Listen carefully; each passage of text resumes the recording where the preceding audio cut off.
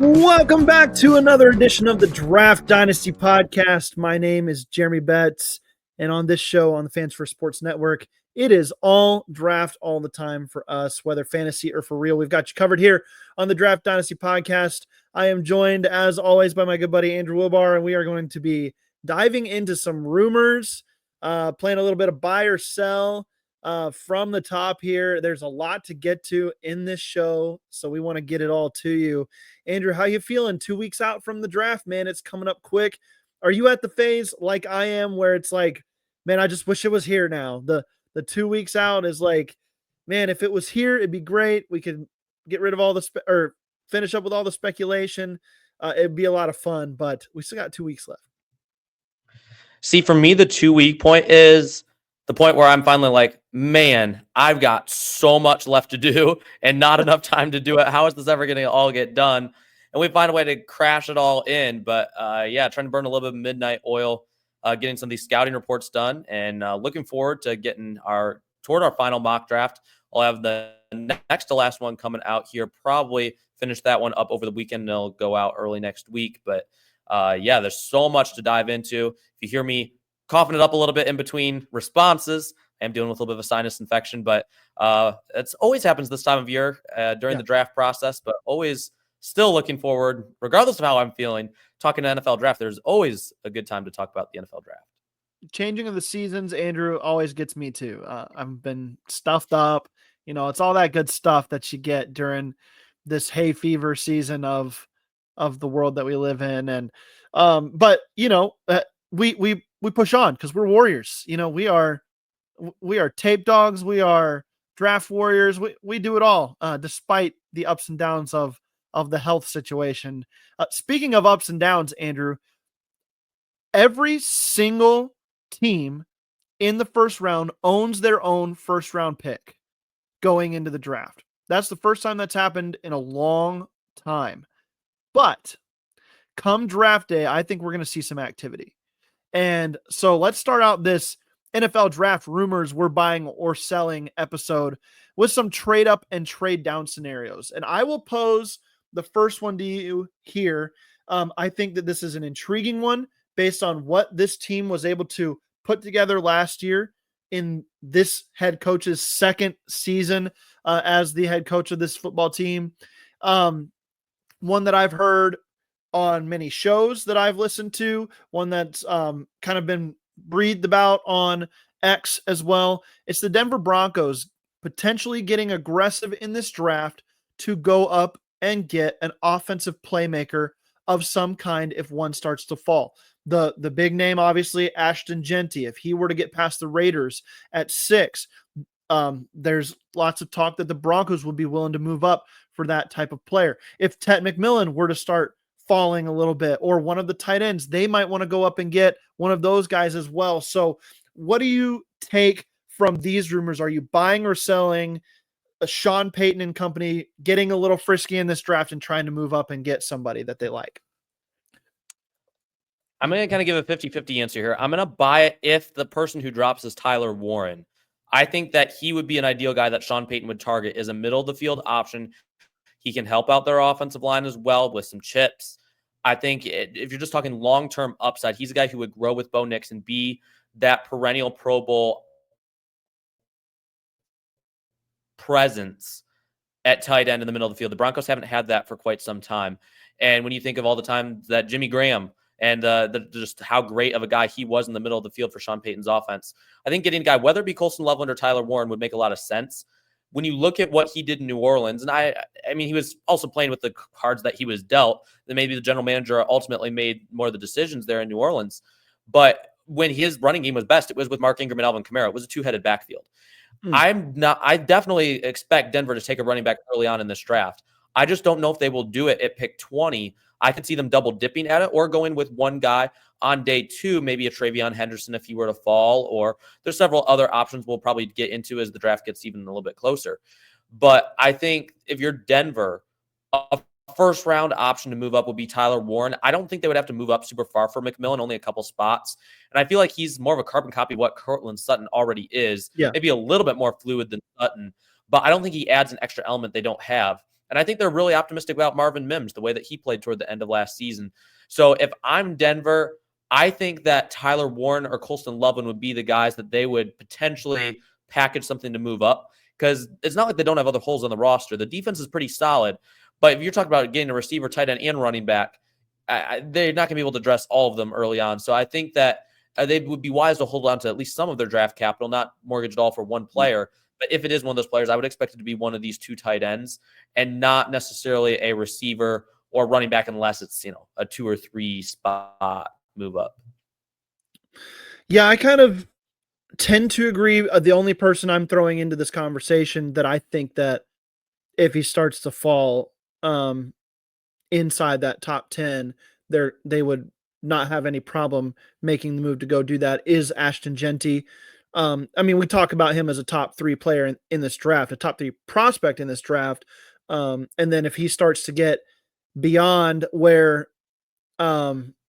like a division rival, right? The Raiders, if the Raiders pass on him, what better way to improve the offense around your young quarterback, who, let's be honest, had no running game last year. I mean, the Broncos running game was non-existent, and they need some help there. Obviously, like you mentioned, they're going to draft a running back at some point. If Genty starts falling inside that top 10, I would buy them moving up for him. But you're right. I don't see the receiver thing. I see more along the lines of the tight ends. And I think if you're talking about a Jimmy Graham, like the basketball player type profile, Colston Loveland kind of fits that a little bit more for me, with, he's a little more slender. He's a little more of a go up and get the ball type tight end. So he makes sense if they wanted to really get somebody that's a security blanket and, like you said, a guy to grow with Bo Nix there in Denver. So buying it to a degree, but I don't think it's going to be just for any falling offensive star. It's going to have to be the right 1 or 2 players that make sense for the Broncos. Any other rumors you've been hearing about potential trade up, trade down scenarios across the league, Andrew? Here's one that I have a strong feeling on one way or the other, but I want to get your opinion on it. And we mentioned it briefly before the show, and that's the New England Patriots at pick 4. It looks as if Abdul Carter and Travis Hunter will be off the board in whichever order. It's leaning more toward Travis Hunter, I think, at 2, and then Abdul Carter, but we honestly don't know. I do think that puts the Patriots in an interesting situation because there's not a prime offensive line candidate. I like Armand Membu, and I wouldn't have a problem with them taking him there. But if you're New England, you got to be like, well, we've already got our quarterback. Even if no team wants to move up for a quarterback, we'll take any trade down option that we can get. Are you buying the rumors to the point of New England does trade out of pick 4? If I were to ask you it in a sense, New England will trade out of pick number 4 come draft night. Do you buy or sell that? I tend to sell it because I don't know if they're going to get a partner to move up for Shedeur Sanders or let's be honest. After the first 3 guys in this draft, the talent falls off. There's some more blue chippers there if you want to go get one, but you can easily just sit and wait up in the front half of the draft for those guys. You'd have to be extremely convicted about. To me, that target would be Sanders at 4. Like if you're the Saints, you say, this is the guy that we want to be our future. Give Derek Carr 1 more year and then we plug him in. Or I don't know. I don't even think like a team like the Pittsburgh Steelers is trying to go all the way up to 4. They don't even have a 2nd round pick. So I don't know if there's going to be a trade partner for that slot. And if I'm the Patriots, if I'm any one of these teams between picks 4 and 10 of the draft, basically I'm saying, you know what? I'm throwing out everything that I would do in a draft where there are a good bit more easy top 10 options here. And I'm just going to go get the best player on my board, whoever that may be. And if for the Patriots, that's Membu, or if that's Campbell, I think that you would be just fine to go grab one of those guys at 4. Even though in a normal draft, you would prefer to wait on a guy of that talent. I would 100% agree with that. I just don't think that they can that they can find a trade partner, and that's going to be what's going to be the holdup here. Takes two to tango, and Yeah. it's not a great situation at pick 4 if you're the New England Patriots. It's not the spot that you want to be in, but still, they're going to have their pick of several solid prospects, maybe a little bit more high floor or bigger risk, but one way or the other, they still have a chance to really hit home and help out Drake May. Yeah, and the Patriots, they don't need to like kill every single pick. They just need talent on that roster. You need your picks. So like if somebody were to want to come up, I think you take that trade. Even at the risk of missing out on both Will Campbell and Armand Membu, something along those lines. You take that trade anyway because you just need to add bodies around Drake May. You need to add talent to this roster. What better way to do that than to increase your draft capital to use this year? I think, Andrew, more of the trades are going to happen further down the board. I think that once you get to the middle of this draft, the teens and the 20s really is the big one where guys are going to have very few first round talents left on their boards, and maybe they're willing to swing up for some of those guys. And the teams in the Giants and the Browns who are likely going to skip the quarterback position in the first round, coming back in for quarterbacks. So are there any trade scenarios in the back half of the first round that you are eyeing and buying at this point? I really think that the New York Giants are an interesting team to watch because this was the same franchise that got burned when they had 2 first-round picks. They could have waited until pick 17 and probably still gotten Daniel Jones, but they took him at 6 because that regime had conviction that he was the guy. You have to have conviction with a quarterback to take him high. It's not just, oh, he's a quarterback and we like him, so we've got to get him so that nobody else does. No, you don't take a quarterback that you like with a 3rd overall pick. You take a quarterback that you love. And if you don't absolutely love Shedeur Sanders or Jackson Dart, you don't take them at pick number 3. You either trade back, or if you can't trade back, then you move up and get them if you feel like you need to in order to get them and you're comfortable taking them in that spot. And I look at a team like the Minnesota Vikings, who only have, I think, 4 draft picks, very low in draft capital. That would be an ideal spot for a team to move up. And when you look at how the draft board falls, I think that's great for the New York Giants. Obviously, it's in the NFC, but not the same division, but it gives you a chance to get ahead of the Rams at 26, who could be in play for a quarterback. And it also prevents another team from trading up and getting that guy. Let's say the Saints take Shedeur at 9. If they like Jackson Dart, then at that point you've got to take him if you like him significantly more than any of the other guys, or vice versa. Maybe you have your option of Shedeur Sanders or Jackson Dart at this point. I don't know that will happen, but it's possible, I suppose. As a Steelers fan, I'm hoping that 2 quarterbacks are off the board there. I really don't want the Steelers to consider it, but we'll see what happens there. But I think the New York Giants make a ton of sense. They have the ability to get back into that first round. I don't think it would cost a fortune, but it makes sense for both sides. A team like Minnesota, they need more draft capital. And their needs at corner. At that back end of the first round, outside of Max Harrison, there's not a bunch of great options. Once those top 2 guys and Will Johnson and Jedi Barron are off the board, there's definitely a drop-off. But once you get into that round 2, okay, you got a guy who would fit schematically like Azaria Thomas there. You've got some other options. Trey Amos at the beginning of the second would be a nice pick. There's going to be a lot of options. Benjamin Morrison, Savon Revel Jr., who I really like. If not for the injury, I think he would have been easily a first-round pick. There's a lot of guys in that second round they could get there. That'd be better value. They can still get their need and reacquire some of that draft capital. To me, that's just the one that makes sense. Giants going up to pick 24th, Minnesota, to go and get a quarterback, get ahead of the Rams. To me, that's kind of a no-brainer. And then one other one, the back end I'll mention is the Buffalo Bills. I have been hearing some rumors they could be looking to move up. They have needs at corner and defensive tackle. If Jedi Barron slips or Will Johnson slips, I could see them moving up for them. Or maybe this is me being too optimistic as a Steelers fan, that maybe they are just absolutely in love with one of the guys, whether it be Walter Nolan or Derek Harmon, one of these defensive linemen that are there, and they're willing to trade up with the Steelers. Steelers end up going back and can still land a Kenneth Grant at the back end of the first. I think that would be my dream scenario right now.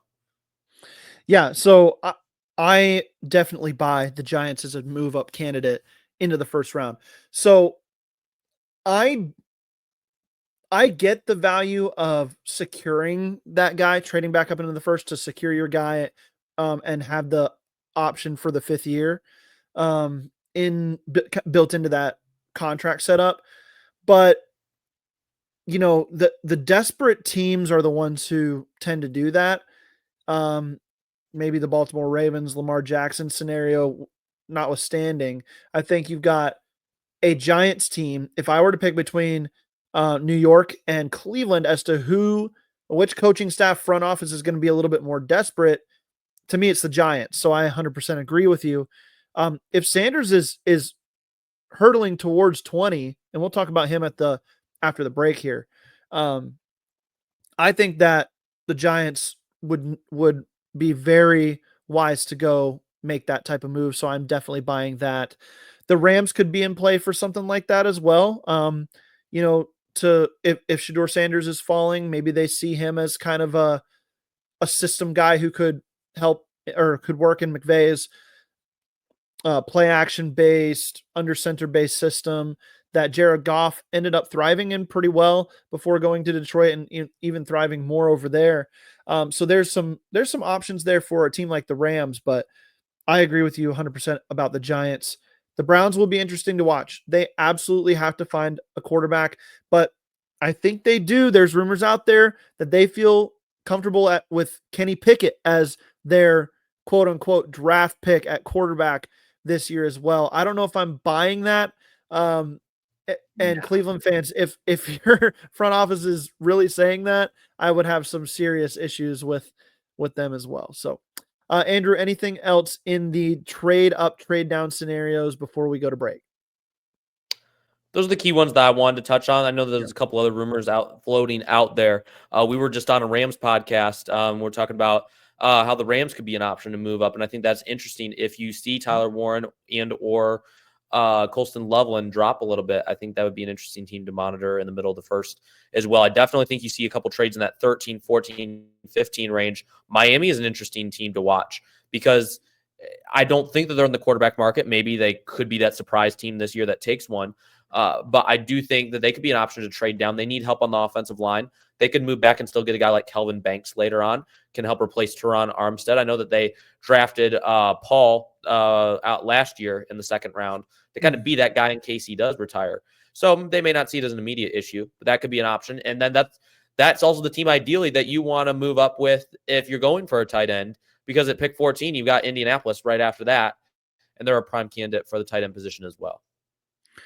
Yeah, the only one else I'll mention, maybe Washington, if they really want to go up and get an edge rusher that might be falling and jump some of the edge rusher needy teams ahead of them, they might be willing to move up too. So I do think that you're going to see some activity there, especially with teams that have some picks to throw away. The Browns have the most draft capital in this draft. They've got 5 or 6 picks in the top 105.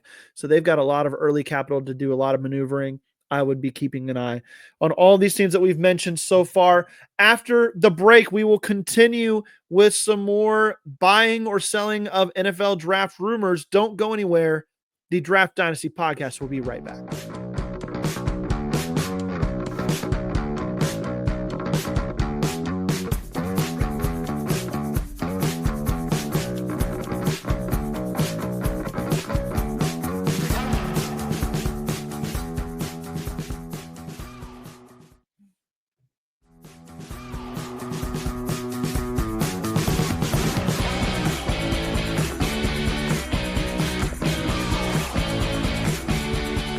Welcome back to the DDP, the Draft Dynasty Podcast, here on the Fans First Sports Network. If you're not a part of the FFSN family, listening to our podcasts, hopping on the website, ffsn.com, you are missing out on some really, really good draft content. Andrew and I have a lot of content out there, and we're not the only ones. There is a warrior group of all of us grinding through this NFL draft, trying to get out as much content as we can. If you want some film studies and reviews, go check out Coach KT Smith on ffsn.com. Check out Andrew for a lot of the scouting reports. And if you're looking for specific teams and things like that, we've got everything for you at ffsn.com.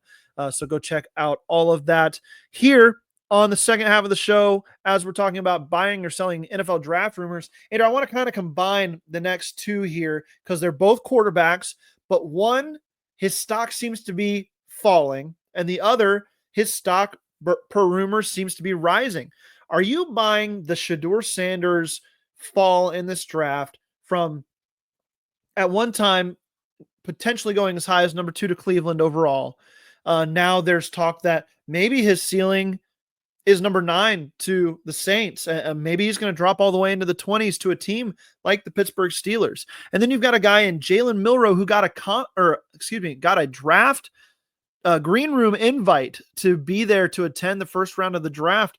You don't see that unless there is enough whispers and murmurs that a guy like that could go as early as day 1. So when we combine these together, give me your take on the Shedeur dropping and the Milroe rising options here. Are you buying or selling these rumors? I'm buying both of them, actually. And I didn't know that I was going to buy the first one because I was initially thinking, I mean, the need for quarterbacks in the league is still very high, higher than it's been in quite a few years, to be perfectly honest. So I thought that the demand would be driven up. But if you don't think that Shedeur Sanders can be an elite quarterback, you don't take him that high. And I don't think the league sees him as an elite quarterback. They see him as a tier 2 quarterback, can be very good. But will he ever be a guy that gets you there? Dak Prescott was my comp for him. Dak Prescott still has not gotten that close to a Super Bowl. And I think if you're looking at Shedeur Sanders in that light, then you can't justify taking him that high. There's a reason Dak Prescott was a 4th-round pick. I'm not saying Shedeur should go that late. But I do think if you're picking inside the top 10, it's something you need to consider. And the team like that would make the most sense to me, and the team that I think would be a great fit for Shedeur would be the New Orleans Saints schematically. But from a roster perspective, do you want to bring a young quarterback into that situation? It's not the greatest. You haven't had cap space for a couple of years, so you have some aging players on the defensive side of the ball. You have some holes there. Along the offensive line, you do have Talisa Fuaga, who I'm a huge fan of. I think he's going to be the left tackle this year. But there still could you afford to add an extra lineman. And outside of Chris Olave, who's coming off an injury, the cupboard's pretty bare in terms of skill position talent. So they need to add a lot here. And I think Shedeur Sanders would be a great fit just in terms of the culture, in terms of just how he would fit in Kellen Moore's offense, who's worked with Dak Prescott. I think it makes a lot of sense schematically. But then again, do the Saints really want to that high? Something within me, even though I mocked it to them in my most recent mock draft, something to me just thinks that they're not going to take him at 9. I feel like they're going to address something else at 9. Maybe they're another candidate to trade up later and get him or Jackson Dart. I'm just not confident in that right now. And so I think he drops. And then as it pertains to Jalen Milroe, I think the exact same thing holds true in that, no, he's not as ready. But you can't teach 6'3", 223 with 4.37 speed and a cannon for an arm. This guy's right up there with Cam Ward is in terms of the best upside of any quarterback in this draft. Athletically speaking, he's incredible. And I think he has higher upside than Jalen Hurts, who just won a Super Bowl. So if you look at it from that light, you're like, man, we gotta be willing to take a chance on this guy. I don't think a guy like Brian Daboll should go after this guy. I know he's worked with Josh Allen and bigger quarterbacks like that, but Jalen Milroe is not ready. He needs to sit. Jalen Hurts needed to sit, and I think he landed in a good position in Philly. That's why he went in the 2nd round. If Jalen Milroe gets a similar position, I think he can be just as good or better than Jalen Hurts. But if he doesn't, and he's required to play early on, it could be a disaster. But you still can't teach that mobility factor. Anthony Richardson was not a great passer early on, but before he got injured his rookie season, he was still playing lights out because he was so hard to defend with that running aspect. I think Jalen Milroe could be the same way. Let me just ask you this as an aside. If you had to tell me your grade for Malik Willis and then for Jalen Milroe, who did you have graded higher between those two players? I had Malik Willis rated higher. I felt he was a better passer overall, even though he wasn't as big of a body. If you're talking about pure arm strength, I think they're very similar. I mean, we saw what Malik Willis did against open air at the combine, but even when you watch on tape, he could effortlessly throw the ball down the field very, very well. Jalen Milroe can as well. It's a flick of the wrist. It doesn't take much effort for him to get it down. Different body type. I think Willis, although he played on a much smaller scale, was a little bit more consistent in terms of accuracy. The problem with Willis was that he held onto the ball too long. Whereas with Milroe, the problem is processing. Both of them struggled with processing at times, and both of them avoided a lot of sacks in college by escaping the pocket. But I think Milroe, the one thing he does have going for him is that I think he has a better sense of pressure than Malik Willis does. The thing Willis has going for him is when he has time to throw, I think Willis is a better decision maker. So those are the things that separated them. I had Malik Willis, unashamedly as a top 10 player in that draft. And, I still would like to see him get a chance to start again. I think he's revived his career in Green Bay, but Jalen Milroe, I'm still going to have him inside my top 40, most likely when my final rankings come out.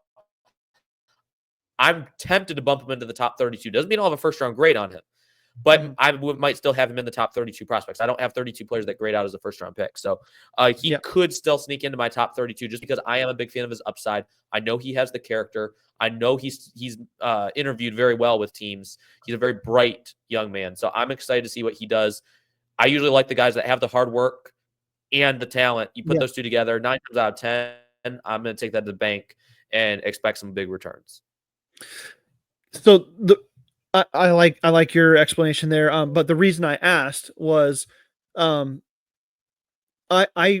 would have probably graded them very similarly, but I would have had Malik Willis as a higher graded prospect as well. And he went in the 3rd round just a couple years ago, 3 years ago in 2022. And so I'm going to say I'm buying Shedeur Sanders dropping in this draft. I do see there's a potential for the floor to just drop out for him, and he could find himself just tumbling down throughout the first round. Aaron Rodgers, like from 2006, I think that was when he was coming out. And so I'm buying that one, but I'm not buying. I'm selling Milroe rising into the first round conversation. I think that there's enough upside there that warrant an early 2nd round selection, maybe even a top 10 selection, maybe one of those teams, Cleveland or New York, that doesn't move up into the 1st round for Jackson Dart. Maybe they're content to sit there and take Milroe with their first pick of the 2nd round. So it may be splitting hairs here a little bit. But I just don't see a world where Milroe is a comfortable 1st round pick in this draft. So I'm going to say selling to that degree.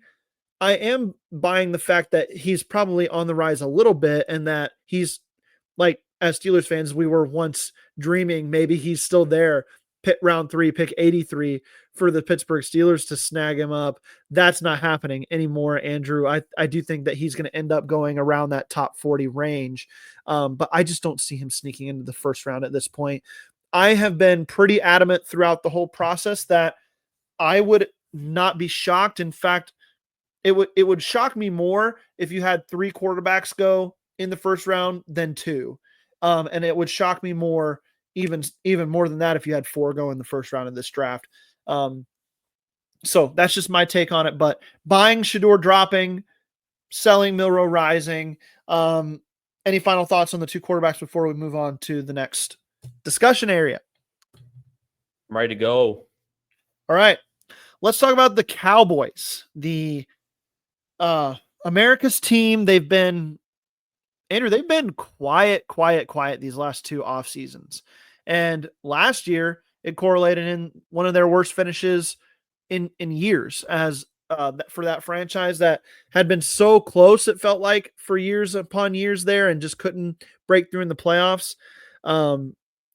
What do you think about these Cowboys at 12?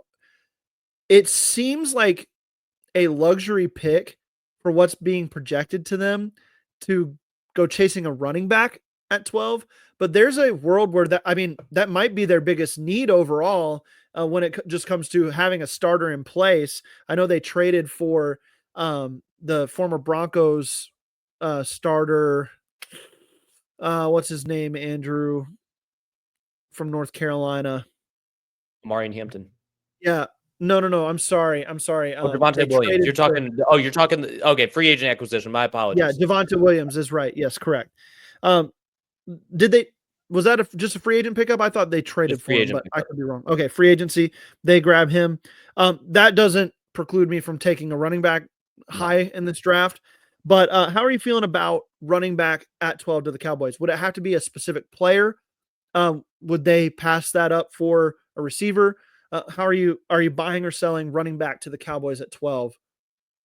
Well, Dallas has a long history of Boise State players that they brought in. Cedric Wilson's probably the most notable of the recent guys, but they've seemed to have a good standing relationship just with the organization, with just the school at Boise State. I could see Van Der Esch, right? Leighton Yeah, Vander Leighton Esch was the Vander word you Esch. say? Yes. Uh, I wouldn't be shocked if Genty for some reason falls there.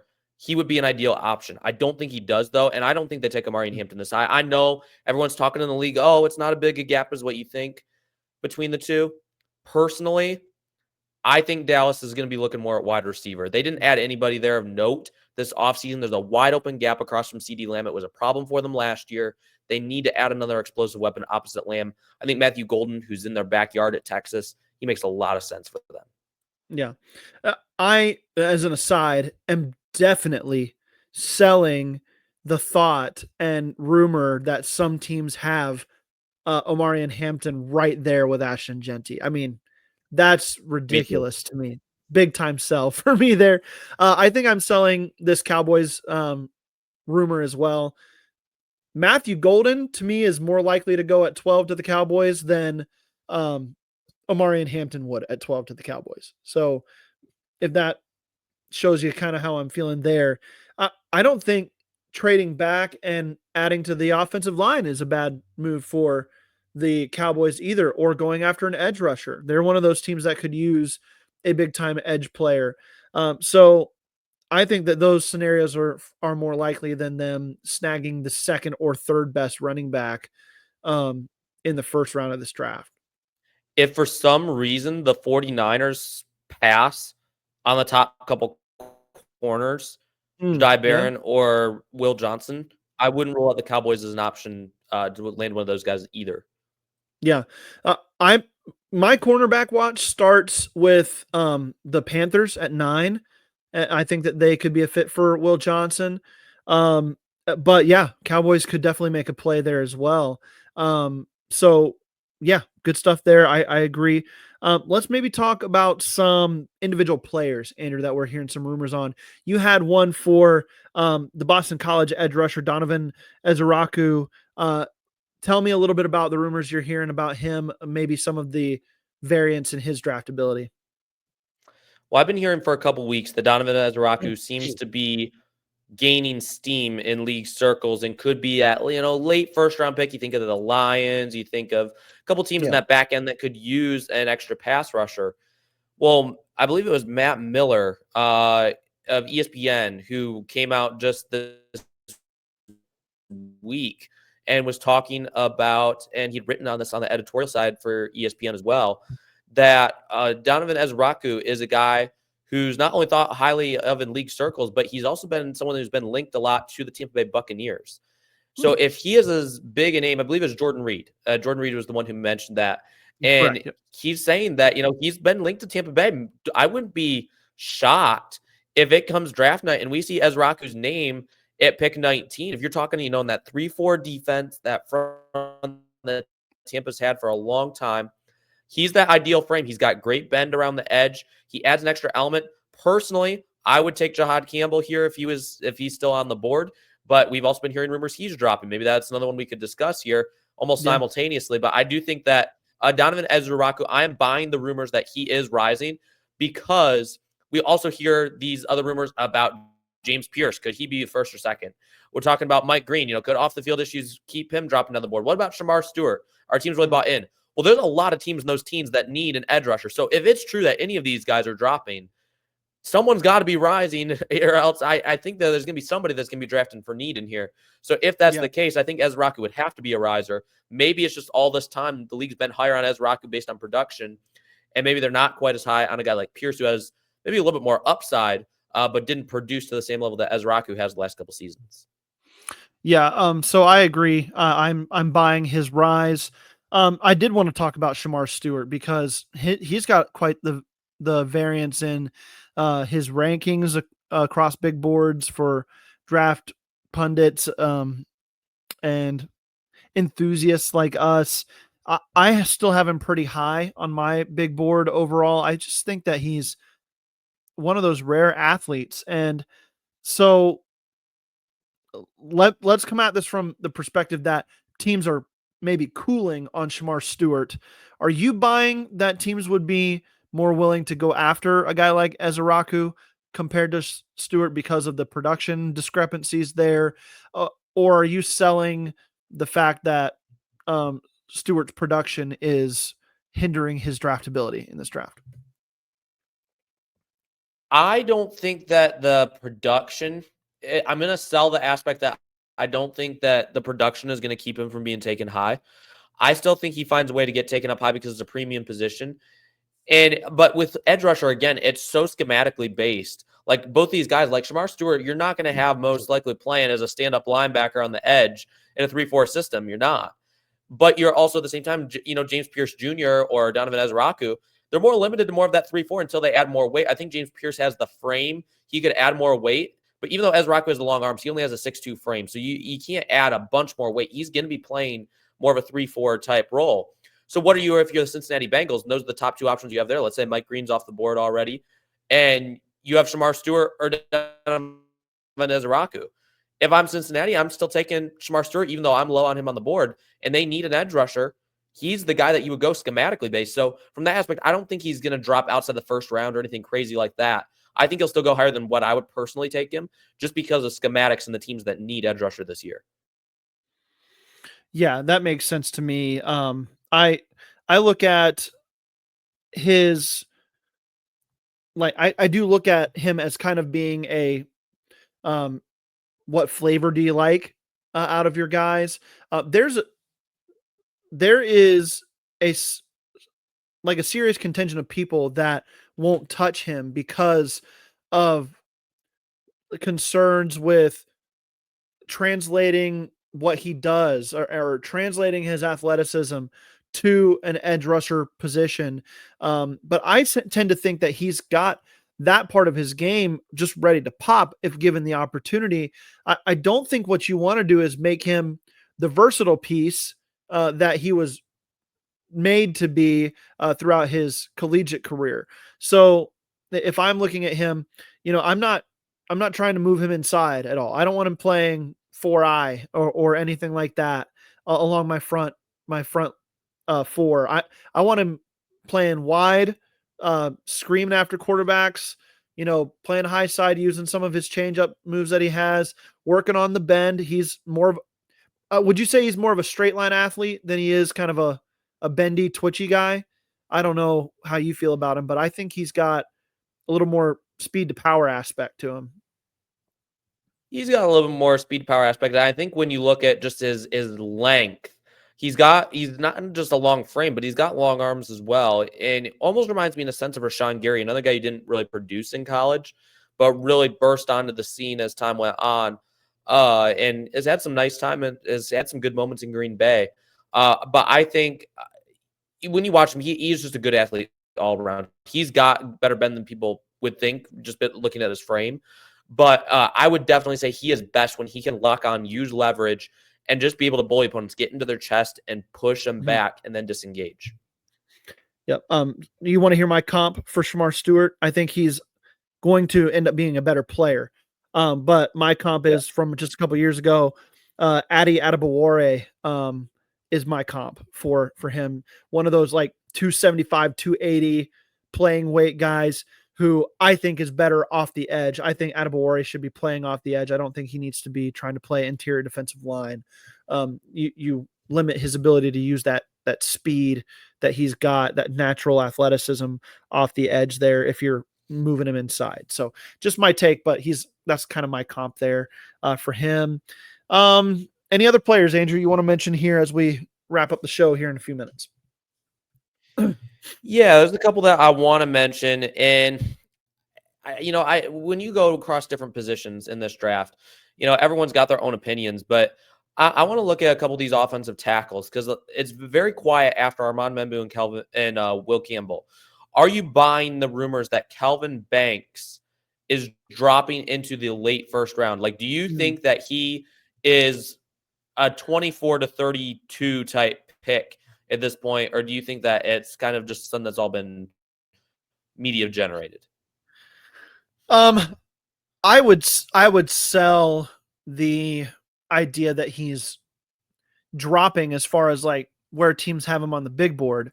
But I don't know what's a good fit for him in the middle of the draft. I mean, who's going to take him? Is it going to be a team like Arizona who can move him around the formation a little bit? Is it, if those first two guys are gone, is it, I don't know. Is it Seattle? Like who's going to take him, right? What do you do with him in the middle portion of the draft? So he could end up falling, maybe not because teams are low on him, but just because teams are going after other position groups. Yeah, I understand where you come from. Here's another name we've talked about a lot, Malachi Starks. Do you buy the rumors that he's dropping? No, actually, I don't. I think he's squarely in the first round conversation.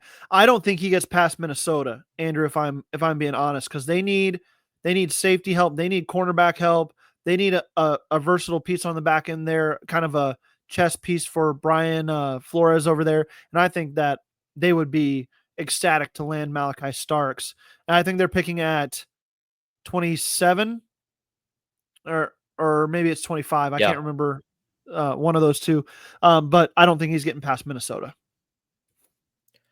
I know we mentioned Jahad Campbell last week is kind of that wild card who could drop out of the first round, who we are both high on. Let me switch the question around. If Jahad Campbell does drop, do we see a scenario where another off-ball linebacker gets in, Carson Schweichinger, finds a way to be one of those surprising first-round picks, buy or sell? I'm selling that.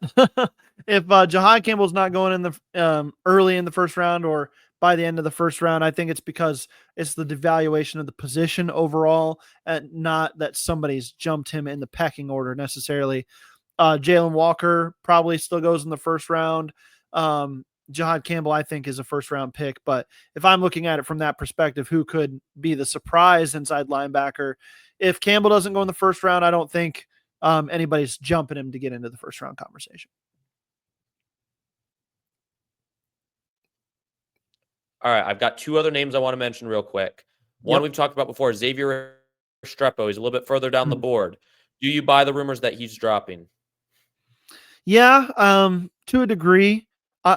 But again, he's going to be – this wide receiver class is all about flavor and what you want for your offense. So he's going to fit somebody somewhere in the middle rounds. But would that middle round be round 5 as opposed to round 3? Like we thought maybe originally he would go? I could definitely see that happening. The last name I want to mention, Walter Nolan. Are you buying the rumors that he is dropping on boards as well? Ooh, this is a good one. This is a good one because there are a good many teams in the first round that could use defensive tackle help. And after Mason Graham goes, it's the question becomes who's going to be the next guy off the board and where does he go? The Bengals could use a defensive tackle. I know, teams even earlier, teams like the Cardinals, they just kind of need the best player available on defense. So they could go a defensive tackle. Say what?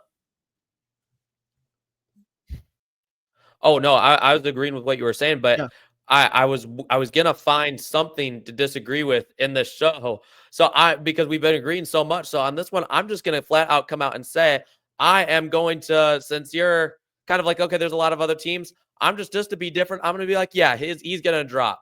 I'm not super confident in it, but we've got to find something to disagree on here. So if you want a shocker that could sneak out of the first round, he could sneak out, but I'll put in the caveat, if Philly trades out, I think if he's still there at 32, Philly is a team to watch. Yeah. To take a defensive lineman there because they're going to keep that cupboard full. I think it's pretty safe bet that they look at defensive lineman or edge rusher. So if either James Pierce or Walter Nolan fall there, I think that would be another one of those Howie Roseman bargains that he can get. I was just reading that Nick Scorton is in Philadelphia for a visit as well. He would make sense at pick 32. But so, yeah, I like Walter Nolan a lot, especially recently as I've been looking into his tape. I think that there are concerns where he might take a play off or two here and there. There's some effort issues at times, but man, when he is on and when he is playing motivated, he is dynamic. He's a spark plug in the middle. So I'm going to say I'm selling on the rumors that he's going down the board. I think he's going to go middle of the first round. Interesting. Yeah. I like that. Um, I I think the concept in this draft that we're going to see tested once again, that I think is going to determine how the board falls, is going to be, are teams willing to wait on the quarterbacks? Are they willing to sit back and let the players fall to them in an area where you can start to take them based on the value of where you're picking? If they're willing to do that, then I think that this draft probably sees a lot of position groups like running back, defensive tackle, um, safety, corner, linebacker, even in the middle rounds, offensive guard. I think you see a lot of those positions, just kind of dominate the conversation, and quarterbacks kind of being the, okay, who's going to be the next one to take a guy, much like 2022. So if that ends up being the case, this draft could be a wild ride. But if somebody uh, wants a Jalen Milroe on that 5th-year option, you could start to see some guys dropping down the board that you wouldn't have thought would be available. So we'll see. The one player that I wanted to mention that we didn't really hit was Ted McMillan. His range is just all over the map all of a sudden too. And going into the process, I thought this guy was a top 10 lock. I had him in my initial mock draft that we did on this show going to the New England Patriots at number 4. And I don't see that happening anymore. He could go to the Panthers at 9. He could be a guy that makes sense on the outside in Dallas, but I don't know, man. I could see him going late 20s at this point as well. So, are you buying or selling though that his stock has changed based on his off season, or is he still kind of a in league eyes a clear cut number 1 receiver in this draft? I'm buying the stock. I don't think that teams view him as highly as what we thought initially. And I actually rewrote a scouting report for him. I don't usually do that, but I rewrote it, and a lot of the traits were the same. Like, this wasn't like I saw something different necessarily in the tape. I just wrote with a more pessimistic standpoint after looking back at it and just looking at it in a more realistic lens and being like, okay, this guy's a good receiver, but can he separate in the NFL like he could in college? I'm just not sure if he can. And his 40 time in his pro day didn't answer those questions really. Sounds like he ran a low to mid 4.5 time, which is solid. But again, if you're taking a first round pick, are you satisfied if he just becomes Cortland Sutton or Michael Pittman? Or do you want something more than that? You have to kind of count the cost with that, because I think that's the type of player that he will likely become, which isn't a bad thing. They're both good receivers. I like both of those guys. But again, are they truly transcendent players that can be cornerstones for your team to build around? I don't know if I would go that far. And just to kind of tie this all together, I'll throw one other team out there that's being talked about as a potential trade down. So I'll throw a name out there. How about the Arizona Cardinals? Everyone thinks they're going defense. I think they need to go defense. Mm-hmm. They also need a wide receiver. Yeah. How about Emeka Egbuka pairing him back with Marvin Harrison Jr. on a trade back for the Arizona Cardinals? Just a wild scenario, buy or sell. I buy that all day. I think that that's a really intriguing proposition. And you do need to get better at wide receiver. If you're Arizona, you need to improve the playmakers around Kyler. So yeah, I would buy that. I would absolutely buy that at this point in the draft. Can I a moment of transparency here? I said it on Twitter earlier today.